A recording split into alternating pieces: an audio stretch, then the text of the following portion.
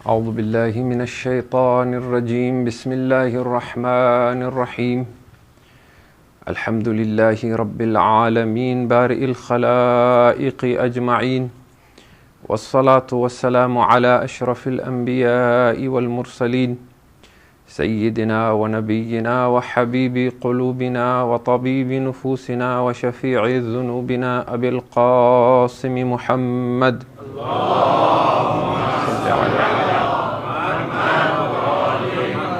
ثم الصلاة والسلام على آل بيته الطيبين الطاهرين المظلومين واللعنة الله على أعدائهم أجمعين من يوم عداوتهم إلى يوم الدين.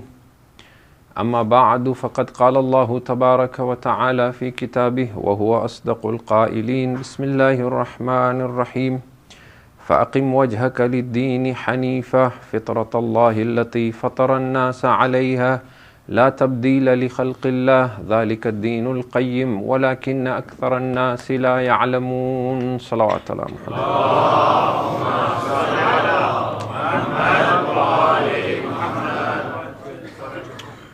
Tonight is our 9th discussion on freeing the butterfly within. And tonight we want to talk about Fitra and Tabi'ah in society and in governments. To begin with, we want to say that each one of us is an individual, but we come together as individuals and create families.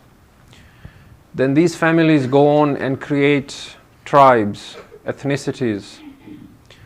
And these tribes and ethnicities create neighborhoods, which create communities.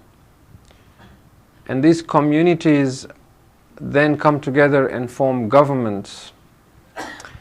And the world moves on the basis of some individuals within these governments, within these communities, that vie with each other for positions of leadership so that they may guide and lead the rest of that society.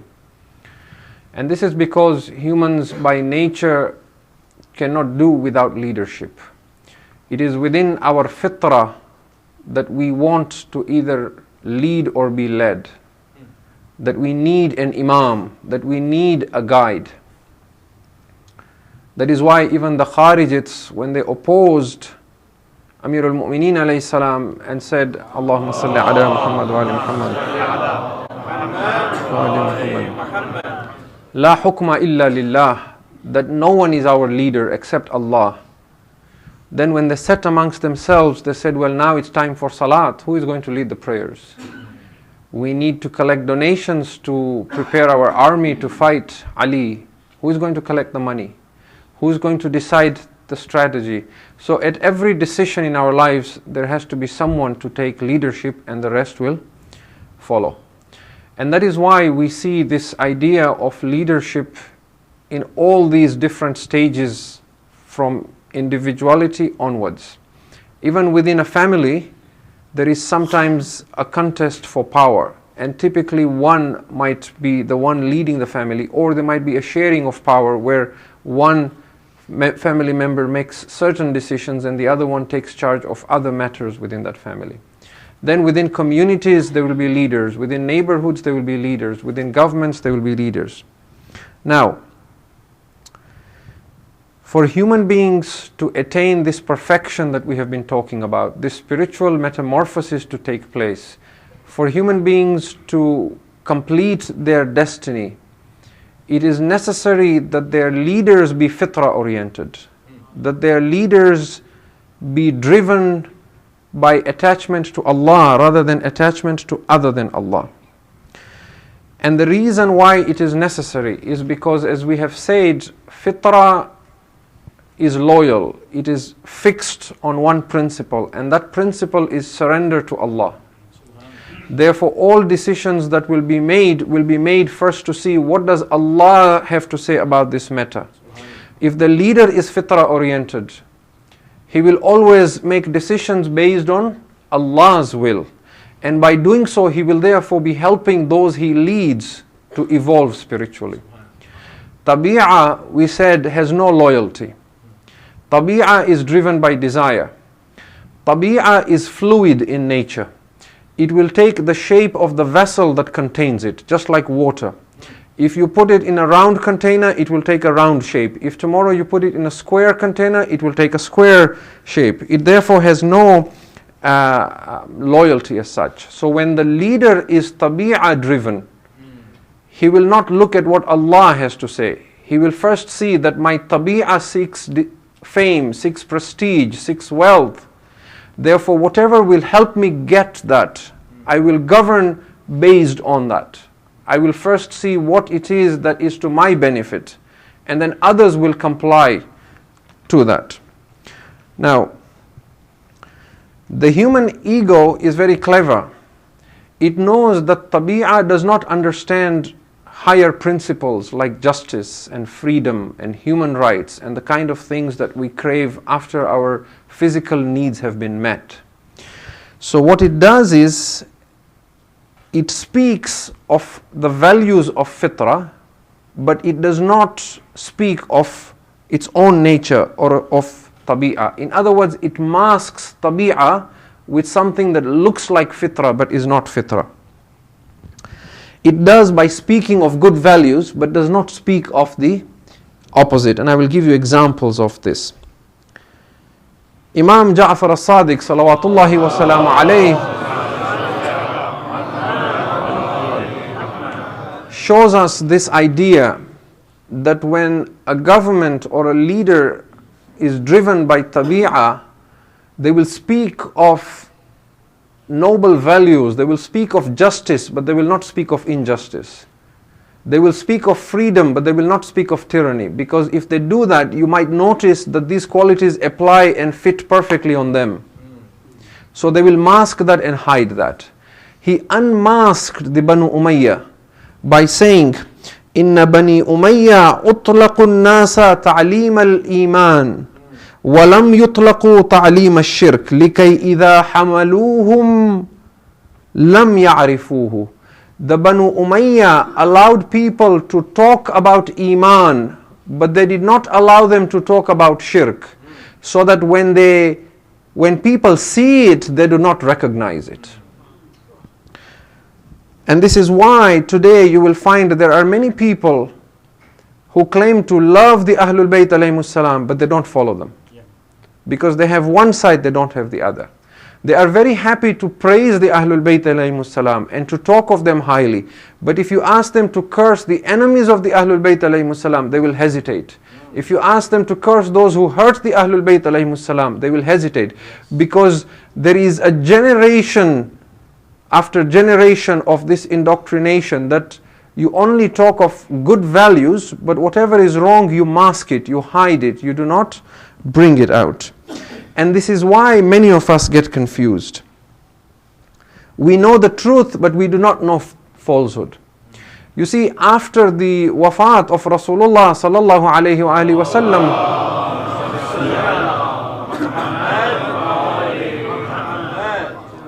the Muslims never fought amongst themselves in battle. There was never a civil war until the Battle of Jamal during the time of Amir al-Mu'mineen. That was the first civil war in Islam.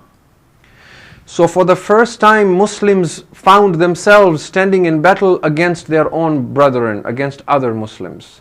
The Muslims of Kufa were standing against the Muslims of Basra. Here they had Amir al-Mu'mineen. There they had eminent companions like Talha and Zubair and the wife of the Prophet Aisha.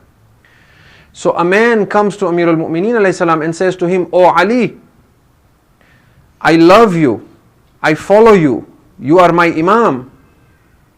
But if you think that I will raise my sword and cut my fellow Muslim brother, you are mistaken.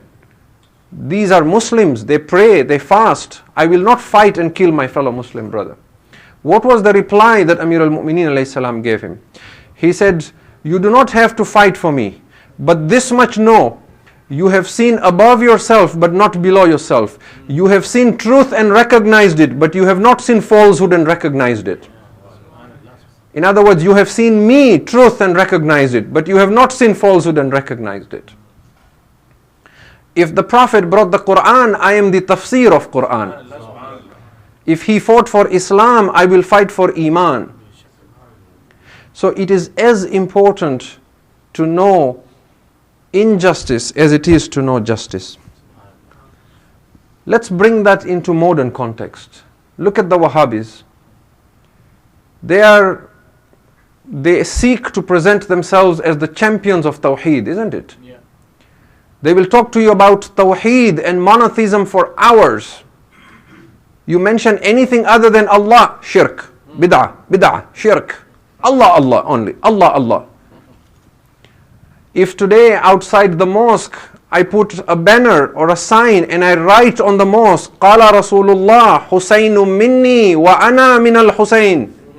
They will say shirk. This is house of Allah, don't do it. But when they build a clock tower over the Kaaba and they write a big Allah on it, underneath they write donated by the king of blah blah blah. Is that not shirk? Because they talk of Tawheed, but they do not talk of the other side. If you ever meet a Wahhabi Sheikh, tell him, oh Sheikh, if you ask him, tell me about Allah or Tawheed, he will talk to you for as long as you want. Tell him, tell me about the Muslim caliphs who ruled before us. Tell me about the oppressions that were committed by the Banu Umayyah and Banu Abbas. He will never tell you. He will either tell you those narrations are all lies, or he will tell you this matter we should leave it for Allah to decide on the Day of Judgment. Why should we get involved? Hussein, Yazid, Allah will decide about them. Why? Because if he admits and he talks about oppression and injustice, and he has to say that Yazid was Sharibul Khamr, that Yazid was a drunk and a gambler and played with dogs and monkeys, then he cannot call Yazid Amirul Mu'mineen. And he needs to call Yazid Amirul Mu'mineen. So he will talk of Tawheed, but he will not talk of Shirk. He will talk of Adala, but he will not talk of Dhulm. This is a sign of a Tabi'ah oriented government.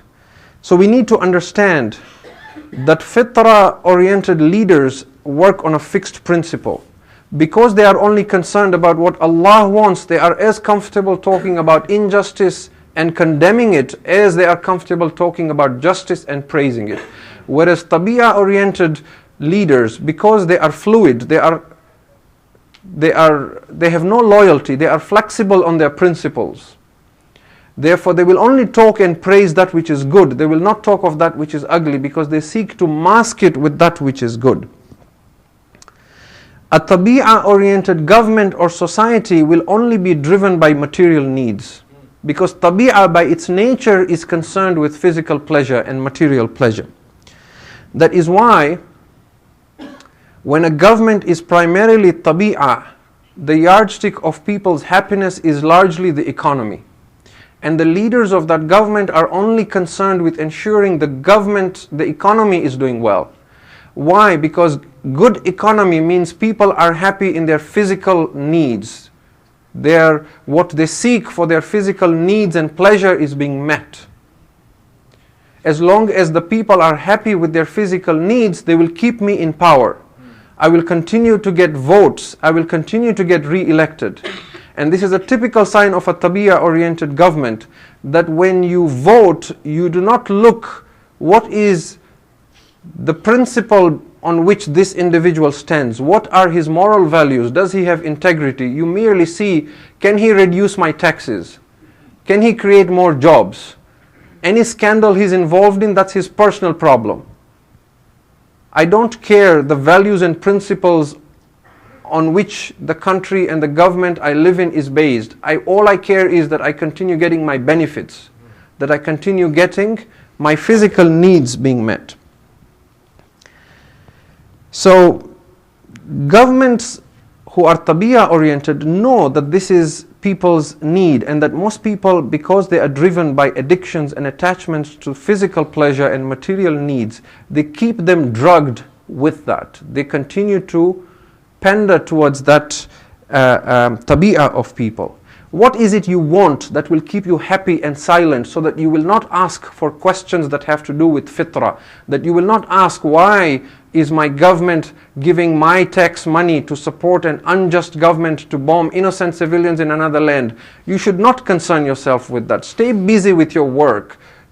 Think about how to make more money, how to get the latest gadgets, how to be happier in your physical needs. What is it you want? You want us to allow abortion? No problem. You just vote for me. We cancel abortion. What does Allah think about it? Doesn't matter. What else do you want? You don't want capital punishment? No capital punishment. You want gays to have the right for marriage? No problem, we give you that. So whatever your needs are, as long as your tabi'ah is met and whatever you see as a physical need is being fulfilled, I will give it to you, so long as you vote for me. We said tabi'ah wants reward. So it becomes, you scratch my back, I scratch your back. You want physical needs, I will make sure you have whatever you want. I will change the rules, disregard what God wants. Just don't let your fitrah speak. I give you your physical needs, you give me my physical needs, which is the power that I seek. Now, the moment your fitrah begins to speak, I am one individual, there are hundreds of you here, I am leading you. I'm trying to make sure that I'm catering to the majority here and fulfilling their physical needs so that I remain here above you in power. The moment a group of you stand up and your fitrah begins speaking and saying, wait a minute, you are keeping us drugged and addicted. What about injustice? What about freedom? What about human rights? Now, I have two choices.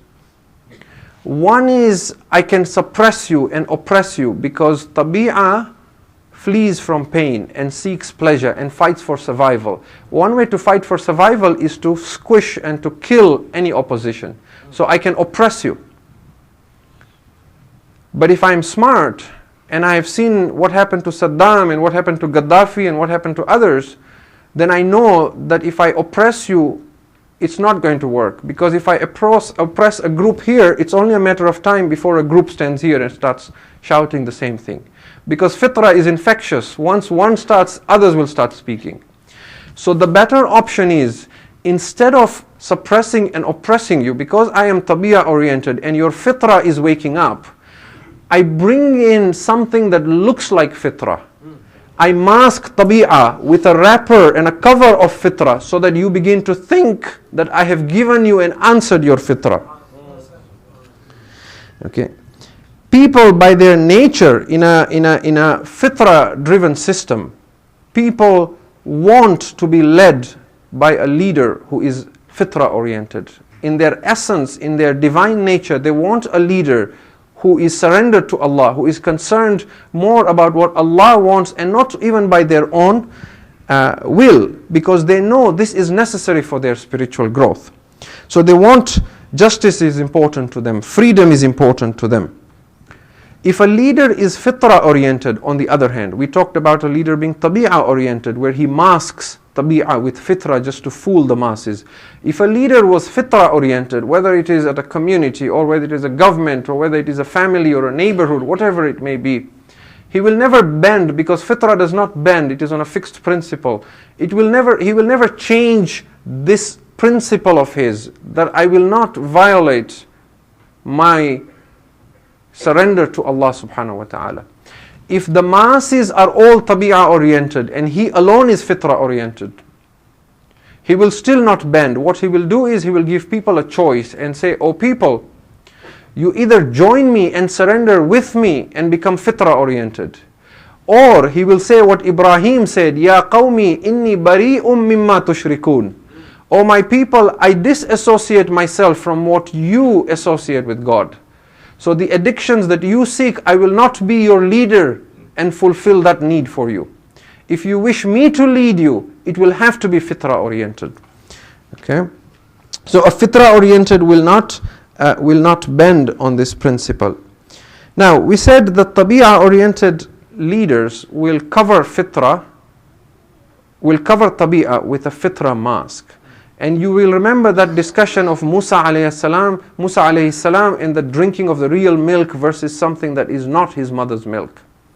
When a tabi'ah oriented leader masks tabi'ah with fitrah, What he does is he gives us a pacifier that looks like fitrah. Now pacifiers, as you know, can be very addictive. So it looks like we are being given freedom. It looks like we are being given choice, freedom of choice, but that is not really the aim behind it. The aim is to drug and addict, and that is why you will notice that it is only the matters that serve our physical needs and give us unlimited and unrestricted pleasure that is given to us in the name of fitrah. For example, when we want to have nightclubs, when we want to have massage parlors, when we want to have beer stores, when we want to have unlimited access to pornography, the government will give that to you. Because that keeps you drugged, that keeps you addicted to your desires, that ensures your fitrah does not hold the rein on your tabi'ah. And if you can be addicted to material pleasure, then your fitrah will not wake up. If your fitrah does not wake up, you will not oppose those in power. But if your fitrah was to wake up, and if you were to demand something that did not have to do with physical pleasure, then suddenly those very same values that you are being told, human rights, freedom of choice, will be taken away. For example, if I was to say, I want to do a research on the Holocaust, for example, I am not denying the Holocaust took place. I am not saying that innocent Jews were not killed. Millions of them were killed. But I want to research, I want to find out, because I know there are many Orthodox Jews today who are opposed to the Zionist state. So I want to find out, were those innocent Jews who were killed and these ones who are in power now, are these the descendants of those, or are these hijackers of those? I just want to find out. And there were millions of others who died in the Second World War. I want to find out. I want to see the numbers. I cannot do that. If I question that, I will be thrown behind bars. Now where is freedom of speech? Where is human choice? Because this is fitrah that does not keep me addicted, that does not keep me drugged to my tabi'ah. So it is a mask that makes it appear that you are being given human right, that you are being given freedom, but in reality it is a drugging of tabi'ah. So this is a matter that we need to make sure that we are not fooled by. If you can recite a salawat ala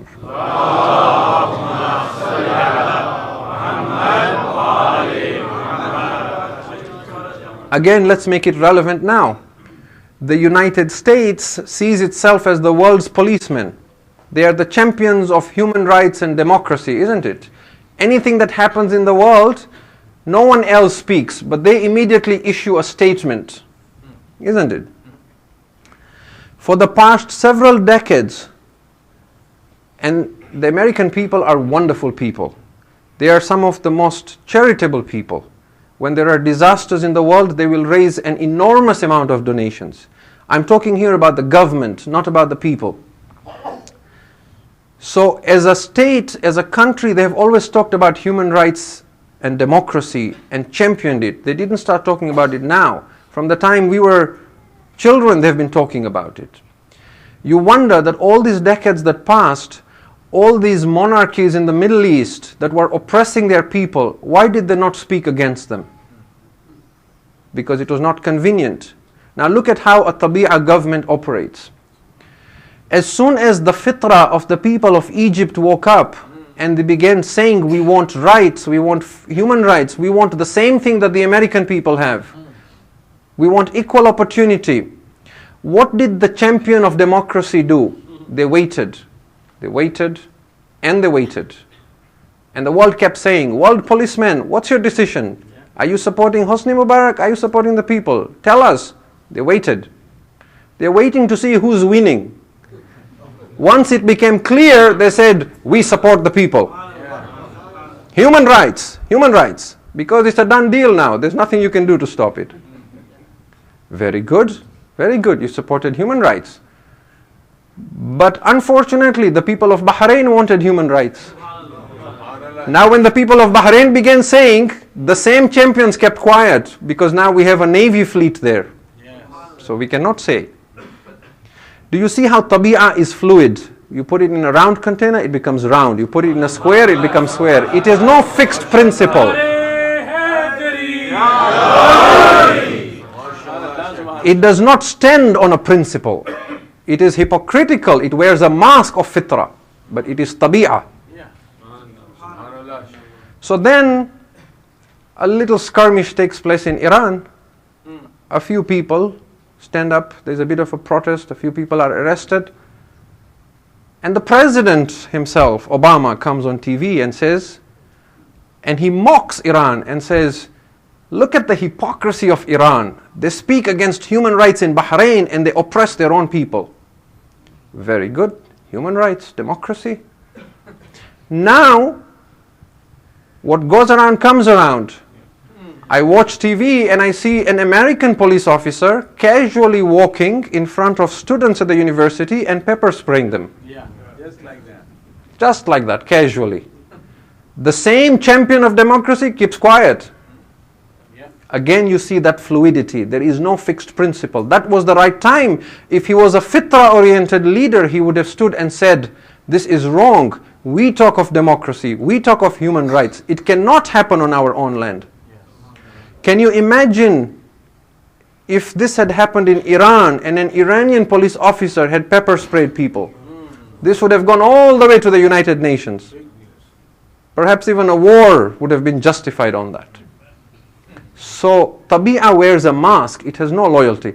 And this goes all the way back to even the time of the Pharaoh. Fir'aun was a Tabi'i government. And the Quran attests to this. In Surah Taha, chapter 20, verse 64, when Fir'aun was preparing for the showdown with Musa, and he gathered people from all over Egypt and beyond, because he was so confident, I will win this. He issued a statement before the showdown. This is Surah Taha, chapter 20, verse 64. He said, قَدْ أَفْلَحَ مَنِ اسْتَعْلَى. Whoever has the upper hand today, he shall rightfully be the successful one. So that was the principle that he declared. But when he lost, he forgot that he had said, قَدْ أَفْلَحَ مَنِ اسْتَعْلَى. He said, this was a plot you plotted. This Musa, إِنَّهُ لَكَبِيرُكُمْ. You plotted this together. الَّذِي عَلَّمَكُمُ السِّحْرِ. He is the one who taught you this magic. And this plotting was done beforehand. وَمَكْرٌ مَكَرْتُمُوهُ فِي الْمَدِينَةِ.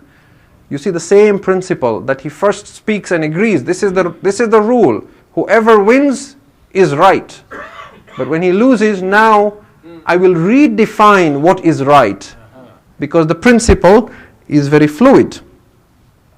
When my own people fight for rights and say we have no jobs, we are suffering in poverty, only 1% has the wealth, 99% has poverty, and we wish to occupy Wall Street until we get our rights, they are removed. Why? Health and safety issues. As far as I remember, there was a lot more health and safety issues in Tahrir Square, but you supported it. There was a lot more health and safety issues in Libya, but you fought a proxy war there as well. So the issue is not giving human beings their rights or freedom. The issue is, I need to stay in power. And I will change the rules and the laws as it pleases me, as long as I can fool you that what I am doing is human rights. I will create a commission of inquiry, I will create this council, I will create that council to justify what I do. When Fitra speaks, people in whom Fitra is awakened, they will support it. But people who are Tabi'ah driven will oppose it. And Fir'aun was the same. When Musa a.s. showed his miracles, the magicians submitted because their Fitra was alive. So they recognized it. Fir'aun instead immediately began to threaten them. He said, قَالَ لَإِنِ اتَّخَذْتَ إِلَهًا غَيْرِي لَأَجْعَلَنَّكَ مِنَ الْمَسْجُونِينَ. This is Surah Shu'ara, chapter 26, verse 29. That if you take any god besides me as your God, I will imprison you. And oppressors work on three principles. When your Fitra first wakes up, they will ignore you. If you continue shouting and your Fitra continues shouting, then they will ridicule you. And if it continues shouting, then they will oppress you. You look at this at the time of Fir'aun, same thing. When Musa a.s. came first, he ignored him. Then he made fun of him and mocked him, and then he began oppressing. You look at the time of Rasulullah sallallahu alayhi wa sallam.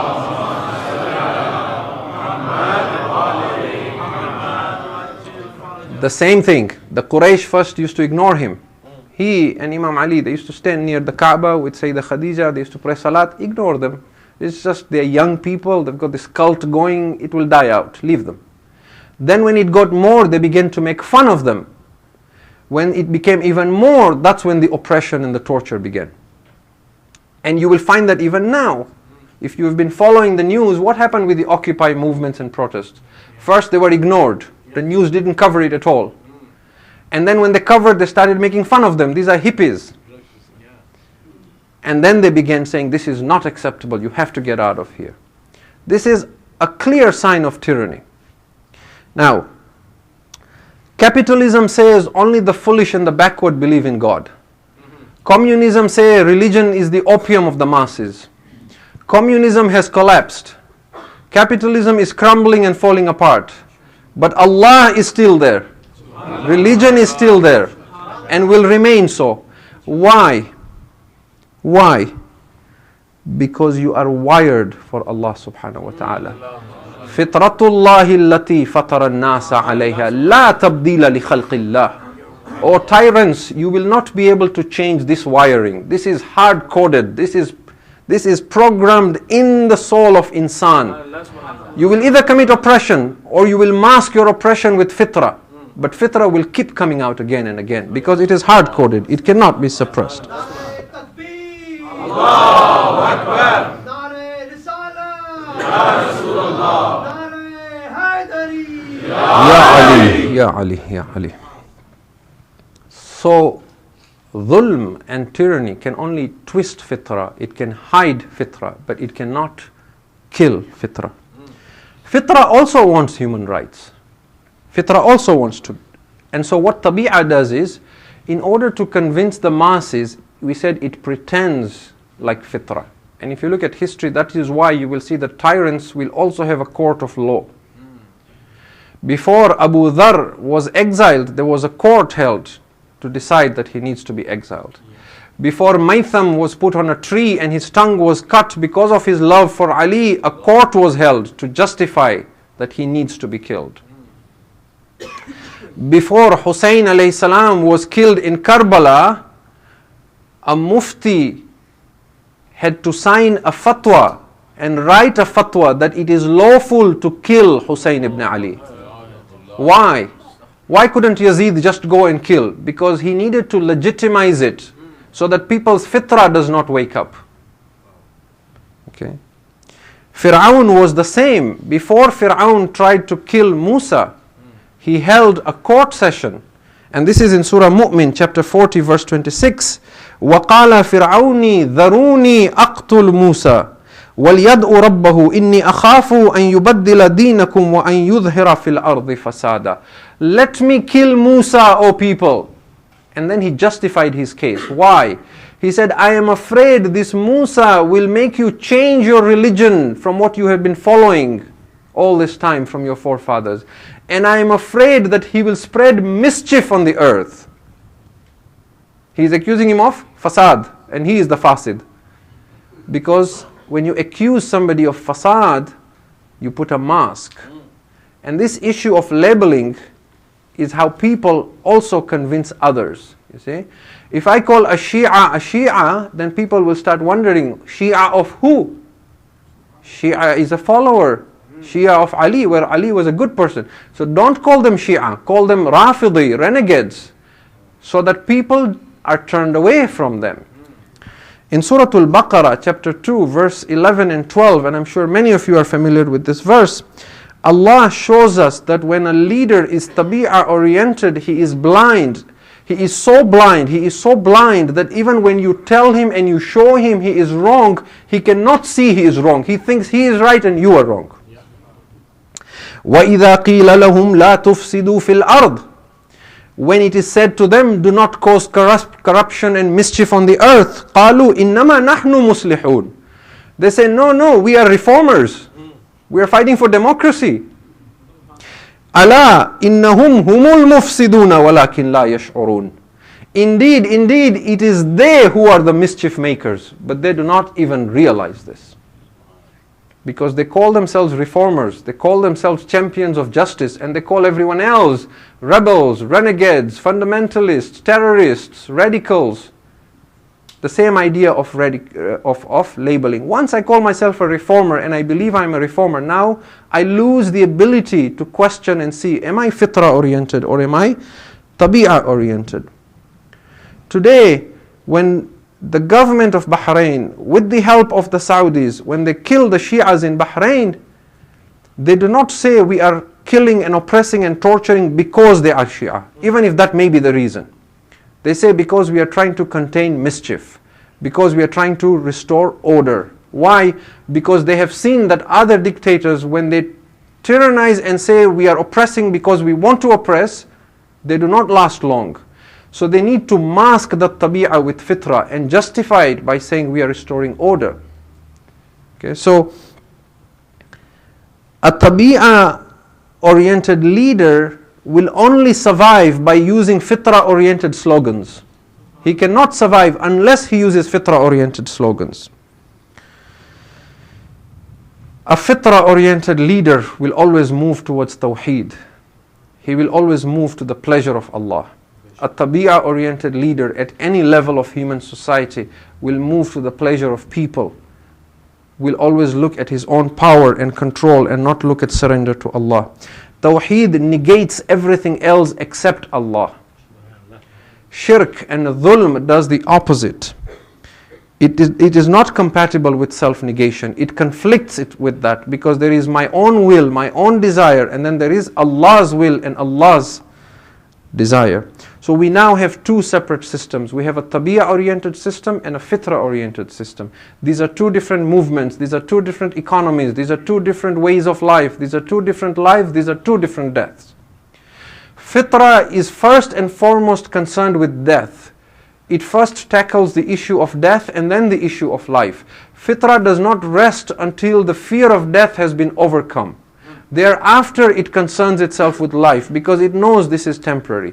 Tabi'ah, on the other hand, it swallows up the self. It does not think of death. It believes there is no death. It sees itself as a god. It does not want to surrender, whereas fitra wants to surrender. It is for this reason that you will see that world powers constantly try to dominate each other, because the leaders are worms and caterpillars. They are not butterflies.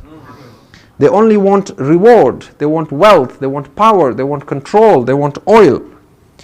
A butterfly leader, that we said another name for him is Al-Insan Al-Kamil, is not interested in these things. When Amirul Mu'mineen Ali ibn Abi Talib salawatullahi wa salamu,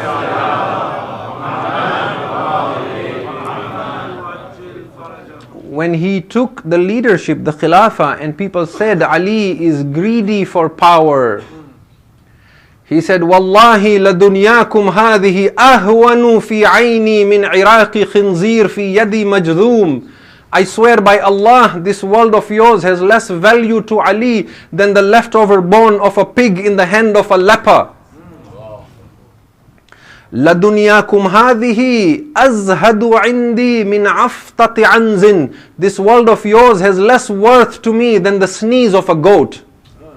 This is the eloquence, the fasahat and the balaghat of Ali ibn Abi Talib. Ali is greedy for your world. So a fitra-oriented leader will lead only because Allah has charged him with this task. So in surrender to Allah he leads. He is not greedy for it. Whereas a fitra-oriented leader will do the opposite. To ask a butterfly to live amongst worms is painful, because he feels caged. He feels he is living in hell. All the worms around him want to kill him, whereas he wants to be liberated. He wants to be free from that. He cannot tolerate living amongst worms. So fitra submits to Allah's will if Allah delegates that power to it. Whereas tabi'ah immediately and recklessly wants power. It does not stop to think. إِنَّا عَرَضْنَا الْأَمَانَةَ عَلَى السَّمَاوَاتِ وَالْأَرْضِ وَالْجِبَالِ فَأَبَيْنَا أَنْ يَحْمِلْنَهَا وَأَشْفَقْنَا مِنْهَا وَحَمَلَهَا الْإِنسَانِ إِنَّهُ كَانَ ظَلُومًا جَهُولًا. We gave this trust to represent us, Allah says. We gave this trust to represent us. We offered it to the heavens and the earth and the mountains, but they refused because they were afraid, they were apprehensive that we might not be able to fulfill this trust. But insan stood up immediately and said, I'll do it. Why? because he is dhaluman jahula. He is unjust and he is reckless and he is ignorant in his tabi'ah. When we are tabi'ah oriented, we want power. Look at this again, make it relevant. You have been listening to the news. Look at Greece, look at Italy. The economy collapsing. Greece went bankrupt. Italy on the verge of collapse. So I'm thinking, I'm watching the news, right? And I'm hearing the Greek prime minister is going to step down and the country is in serious trouble. And I'm thinking, which fool or, which idiot is now going to stand up and say, I'll be the prime minister? Why would you want to even touch this with a 10-foot pole? The country is bankrupt. But sure enough, one insan stand up and says, I'll be the prime minister. The same with Italy. If he steps down, there will be another one. If the country keeps sinking and austerity measures keep getting added and it goes even more bankrupt, there will still be another one to stand. If 50 fall, another will stand. Because tabi'ah is greedy. It does not think, can I fix this? Can I bring fitra into this? All it thinks is, as long as I have power, as long as I can satisfy some desire, let me enjoy it for a little bit. I want it and I want it now. We shall deal with anything later. What is the worst that will happen? I'll step down, some other fool will come and take over. This is how tabi'ah thinks. So in the past, when the world was not led by tabi'ah oriented people, those who were tabi'ah oriented were clearly identified to us. We called them rebels, we called them transgressors, we even called them atheists. Now, because they have come to power, we call them statesmen, we call them politicians, we call them champions of human rights and democracy. Not to say that all of them are like that. There are some very good politicians, there are some very good statesmen, there are some very good human rights activists and champions of democracy. But when you take leadership position, you can not only bring out titles for your enemy, but you can bring it for yourself. If you're an atheist, you can now call yourself a researcher or a scientist, so that it doesn't look as bad. But it is still tabi'ah oriented. So, if you can recite as-salawat ala Muhammad wa ali Muhammad.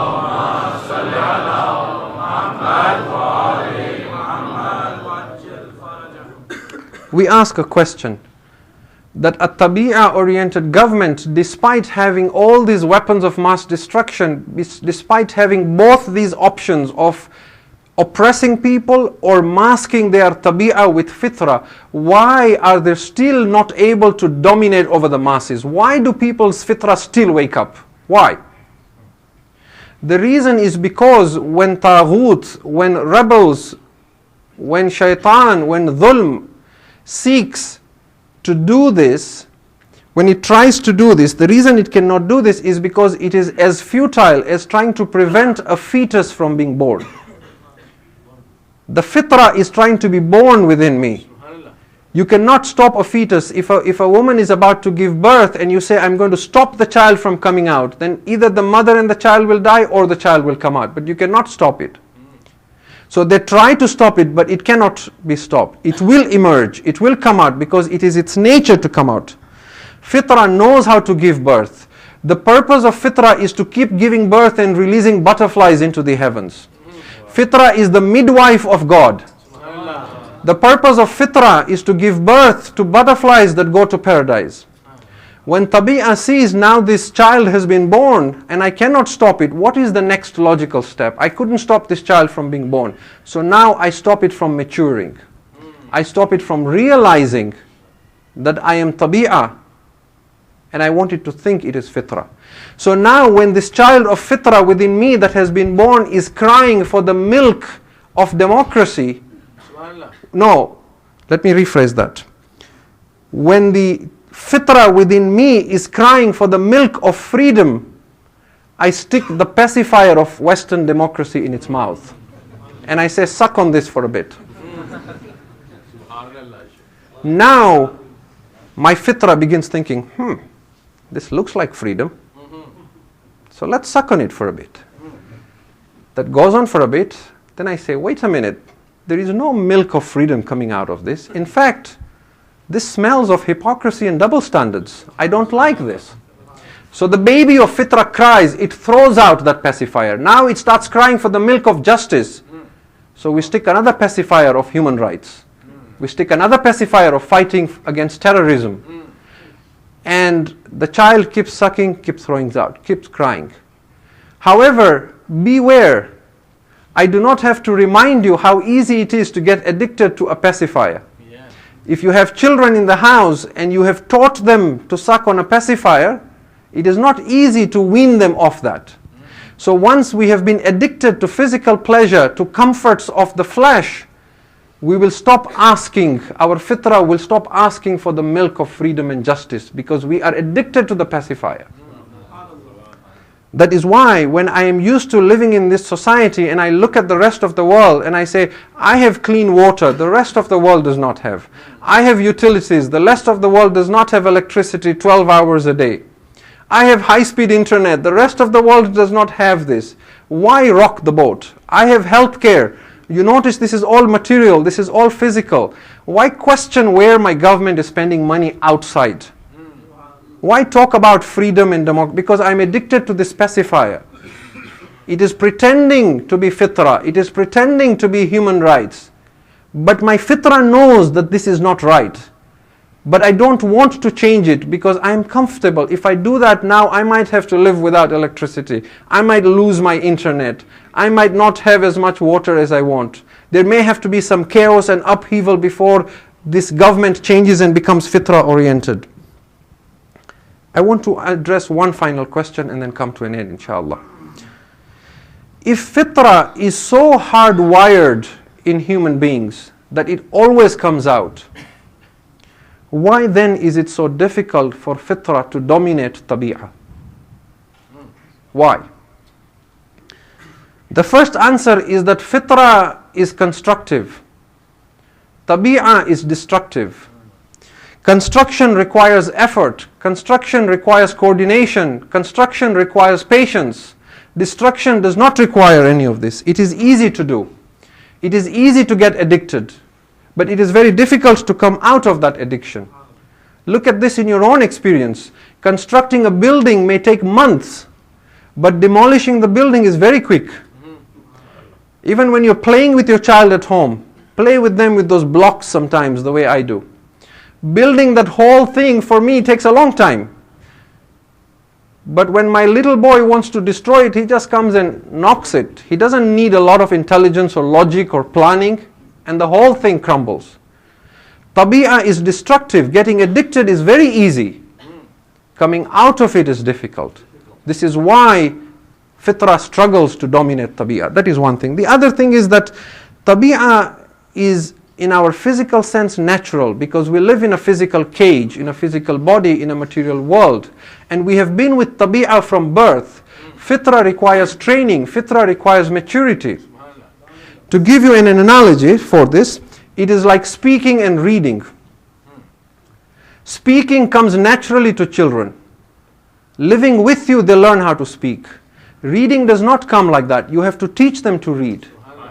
Children, until the age of 7 or 8 years old, they learn how to read, and then they read to learn. Above me here, there is Arabic calligraphy. There is a verse of Quran. If you do not know how to read Arabic, you can stare at this for 20 years. You will still not know what it says. But if I was to start talking to you in Arabic again and again and again, after a while you will begin making out some words. And in time you will learn enough to get the gist of what I am saying. Tabi'ah is like speaking. It comes to you naturally. Fitra has to be trained. It has to be taught. The reins have to be taken into the hands. Yet, despite that, the miracle of fitra is this, that when it comes about, tabi'ah has to vanish. Because tabi'ah is like a dark room. Fitra is the light that comes in and fills that dark room. And that is why the Quran says in Surah Al-Isra, chapter 7, verse 81, وَقُلْ جَاءَ الْحَقِّ وَزَهَقَ الْبَاطِلِ إِنَّ الْبَاطِلَ كَانَ زَهُوقًا. Tell them, when truth comes, falsehood has to vanish, because falsehood is a thing that is bound to perish. It is bound to vanish. It is this insan's foolishness that he does not realize you cannot destroy fitra. You cannot mask tabi'ah as fitra and fool people. Sooner or later, they will wake up and they will overthrow you. Whether you are Fir'aun or you are other than that. Do you not see how the snake, the stick and the staff of Musa always swallowed the serpents of the magicians? Fitra will always swallow tabi'ah. It is only a matter of when, not a matter of if. We stop here for tonight, inshallah, and then we continue tomorrow night. If you can recite a salawat ala Muhammad wa ali Muhammad.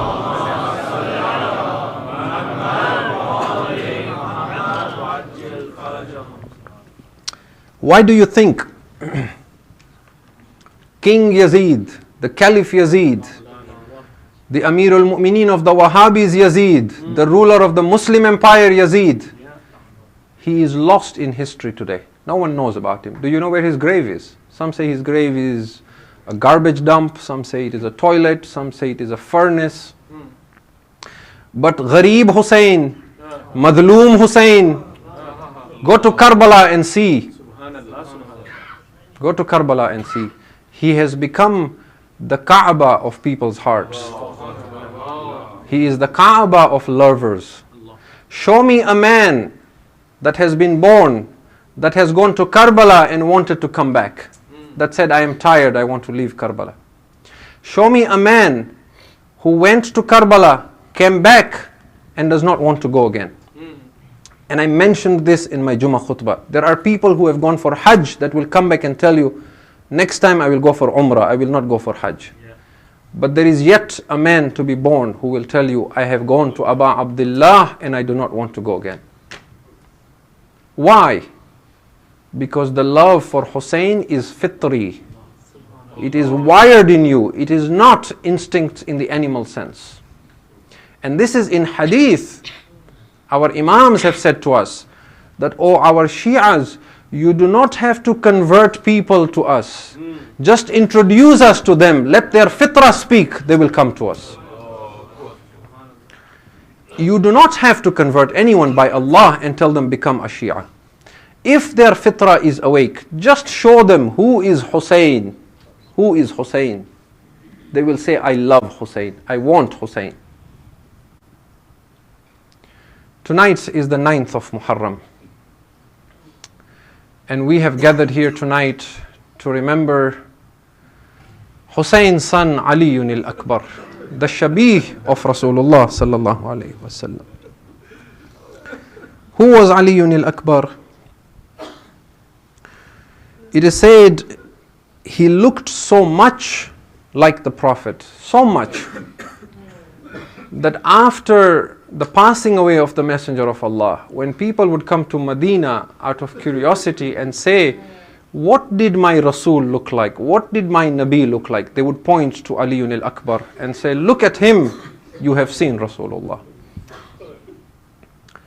And our fourth Imam alayhi salam says, somebody asked him, Yabna Rasulillah, out of all the shuhada in Karbala, whose musibah was the most difficult for Hussein? And the Imam cried and said, my brother Ali. Akbar's musibah was the greatest on Hussein, undoubtedly. And I will prove it to you tonight, that the way Hussein went to the body of Akbar and cried, he did not go to any shaheed. Hamid ibn Muslim has said that by Allah, the manner in which Hussein cried for Aliyun al-Akbar, he did not cry for anyone. He raised his voice so loudly that the enemies were crying. He was very, very special to Hussein. Very special to Hussein.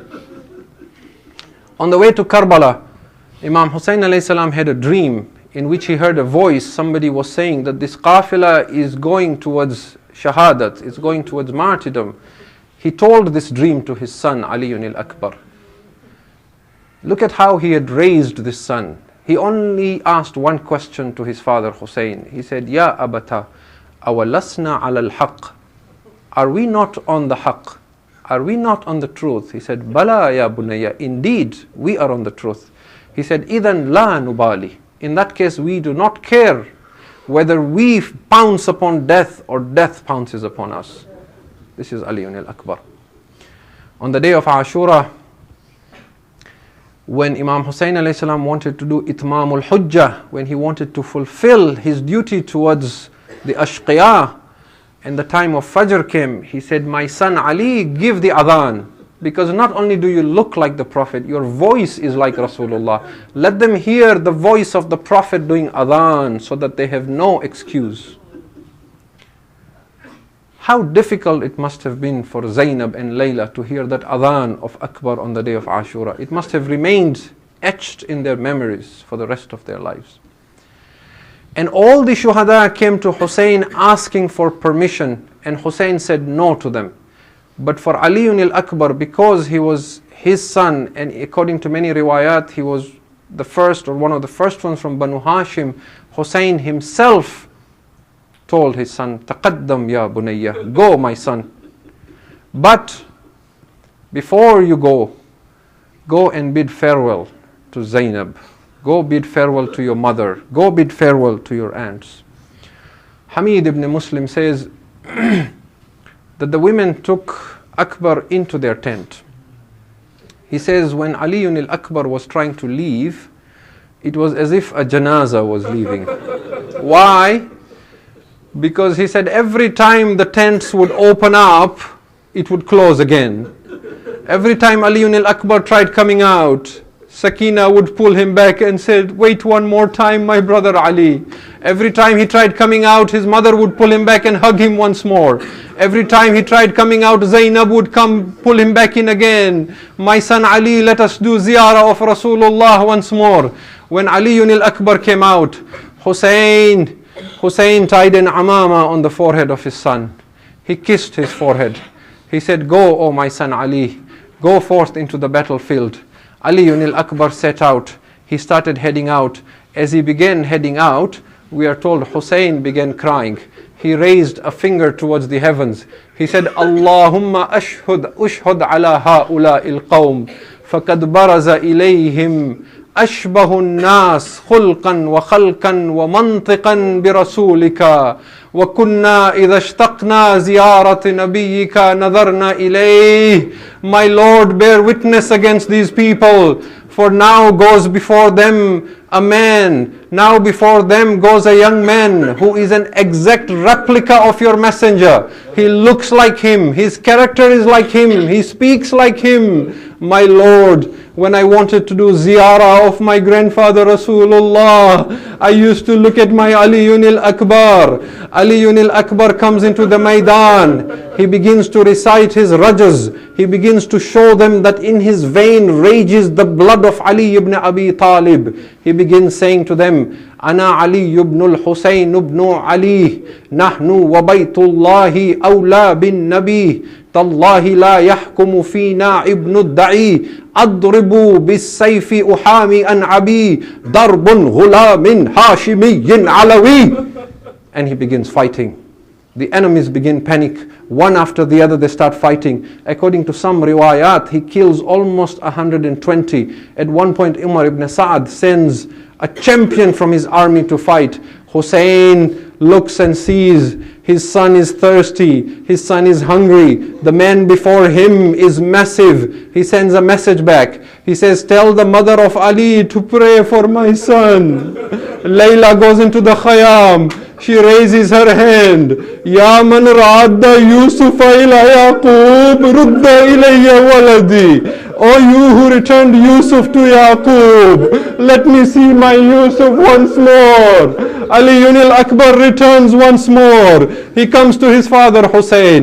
Abata, did you see the kind of jihad Ali did? Did you see the kind of jihad your Akbar did? Marhaba, my son." Ali al-Akbar says to him, "Abata, al-atash qad qatalani, wa thiqlu al-hadid qad ajhadani, fahal shurbatin min ma." Baba, thirst has killed me. The sword is proving heavy on me. If only I could get some water, Abata, I would show these enemies how I fight for Allah today.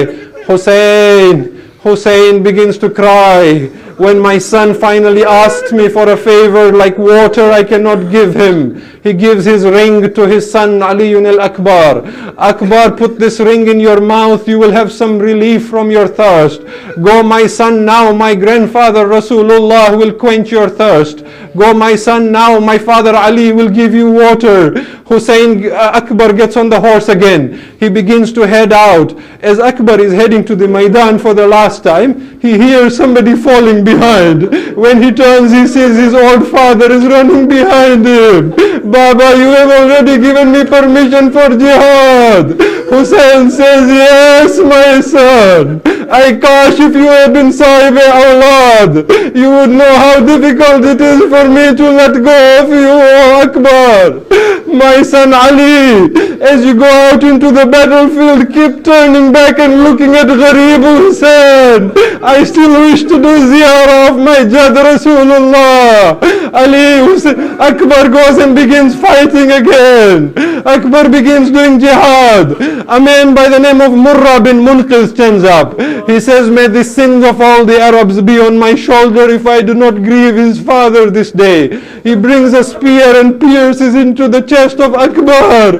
When Ali al-Akbar removes the spear, the blade remains on his chest. A man comes and hits him on the head. A fountain of blood erupts from Akbar's head.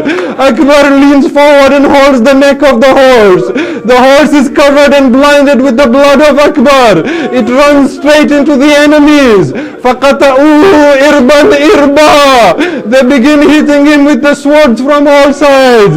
Ali al-Akbar falls, calling out, Abata, alayka minni salam. Ajrukum ala Allah, ajrukum ala Allah. When Ali al-Akbar fell to the ground, a thought crossed his mind. A thought crossed his mind. I asked my Baba for water.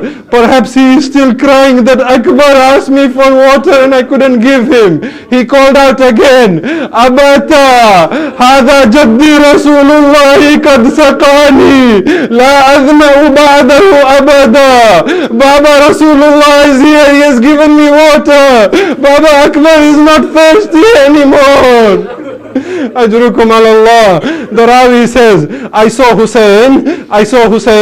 Sometimes he was standing and walking a little bit, then he would sit down. Then he would stand a little bit, then he would sit down. He would be saying, Ali, qatalallahu qawman qataluk. My son Ali, may Allah kill the people who killed you. The Rawi did not understand. Hussein was not standing and sitting. Hussein was running to his Ali, but he kept falling on the sands of Karbala. Allama Majlisi says, when Hussein came to the body of his son Akbar, Hussein saw three things. The first thing that Hussein saw was that Akbar was writhing in pain on the hot sands of Karbala. The second thing that Hussein saw was that Akbar was hiding something on his chest with his hand. The third thing, Allama Majlisi says, the third thing that Hussein saw, Zainab was already there standing over Akbar. Zainab was there crying, Wa walada, Wa aliyah. Hussein, Gharib Hussein took Zainab back towards the Khayyam.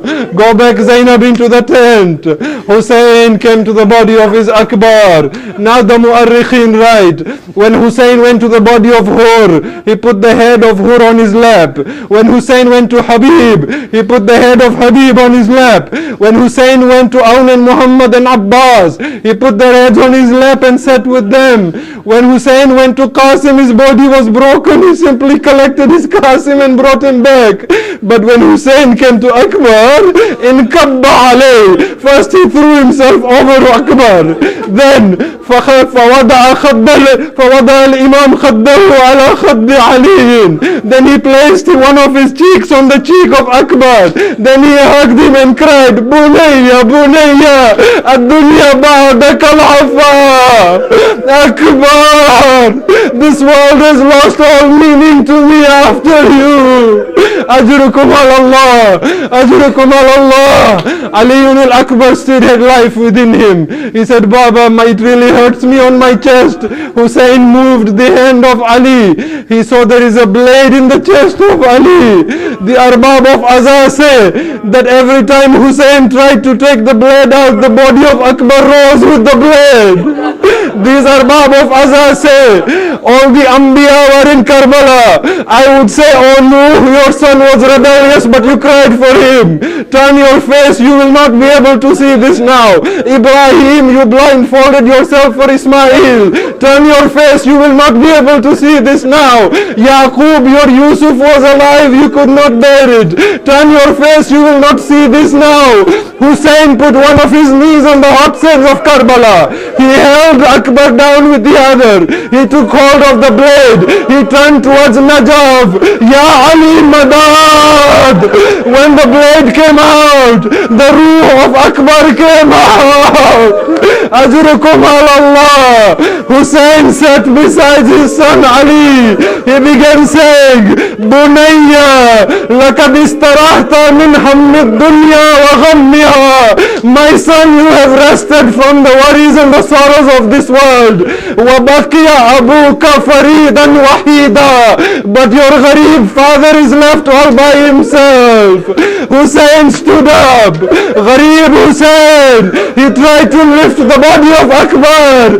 He couldn't lift the body of his son. He turned towards the Khayyam. Oh children of Banu Hashim, come and help Madloom Hussein.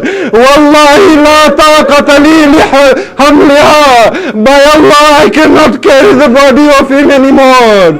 Akbar came to the Khayyam. Zainab threw herself on Akbar.